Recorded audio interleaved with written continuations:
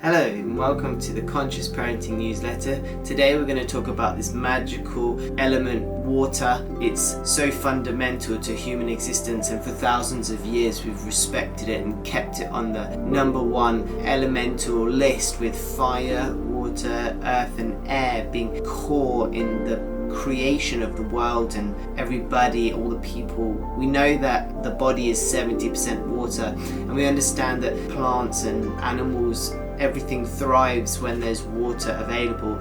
The desert is a barren landscape, and when we see the water flow in, it becomes an oasis and becomes this reservoir for wildlife to produce and thrive and to grow. So in a discussion today with a colleague of mine who has, as she would say, been brought into my life. I love that we can see each other as crossing paths and bringing new light and new information to each other. So we were talking today about meditation and whether the tranquility that you are trying to seek during meditation might actually be the tranquility of the water within. Now, there was a phrase that came up on social media this week which said that you can't see the reflection in the water, you can't see what's at the bottom of the water when it's all troubled and choppy. And when it's like with current and a lot of motion in the ocean, then you can't really see through it, you can't see the reflection, you can't see what's beneath the surface.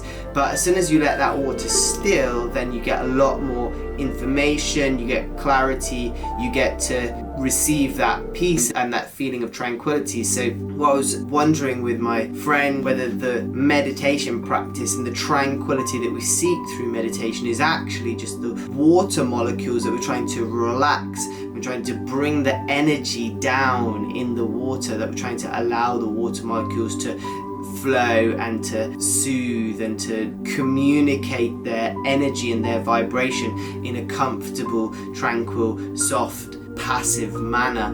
A lot of songs and art and movies, they reference water and talk about how water has this memory and this quality of like knowing. So through the religious context, we understand about baptism and how much power water has. It's definitely something that we should respect and hold space for and hold in mind, that there might be a lot more information to water than what we understand. There's a couple of studies that I became aware of. One was about plants that were spoken to in a loving, compassionate way, and that there were other plants that were spoken to in a harsh and cruel way with words of hate, and there was a difference in the growth factor and the speed of these different plants, that the ones who are experiencing love were able to grow stronger roots and thicker stems and to blast through any sort of like challenge and height and reach for the sun and grow tall and proud. So the other study that I had become aware of was about ice, and the way that ice freezes when it's spoken to gently and softly with love. That ice freezes in nice snowflake formations, but when it is spoken to harshly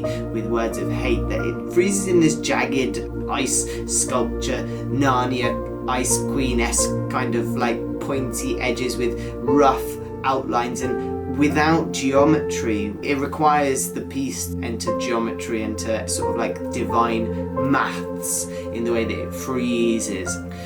Now, obviously just science experiments and not proof of anything, but it makes you wonder whether water receives our love and receives our energy and receives our vibration. And then if we are made of 70% water, then maybe perhaps when we receive love and we receive energy from other people, we receive vibrations, perhaps it's just our water.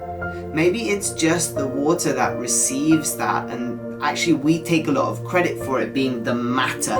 Like we think of ourselves perhaps as the cells that are not water, and that water is something that's like inside us and flowing through us, but actually it's inside every single one of our cells, and every single one of our cells requires water to survive. And when the water is used and done, it gets rid of the water. It also needs fresh water, and water is this lifeblood that seems to give us so much without being anything. Water's very subtle. It doesn't have much flavor, there's no sparkles to it, it just peacefully sits there. it gets cleaner by just gravity. It just sort of like lets the dirt settle at the bottom, and when we shower, we are washing away all of the old stale energy from our surface that doesn't belong anymore, and bringing ourselves back into the highest order. So showers, drinking water, oceans, lakes, rivers, bodies of water, water features, all of this stuff that is so peace bringing and life giving that we can easily take for granted. So just wanted to maybe pose that thought to you, that maybe there's a lot more to water that we don't yet understand. I'm really hoping that I'm in focus. I'm going to take a little step back just in case, but that was the essence of the video. Even if it's not in focus, I'm sure you enjoy the content, and we'll be able to post it without the video on podcast later on. So please do look out for that podcast. It's going to be excellent, and I can't wait to show you all what's coming next.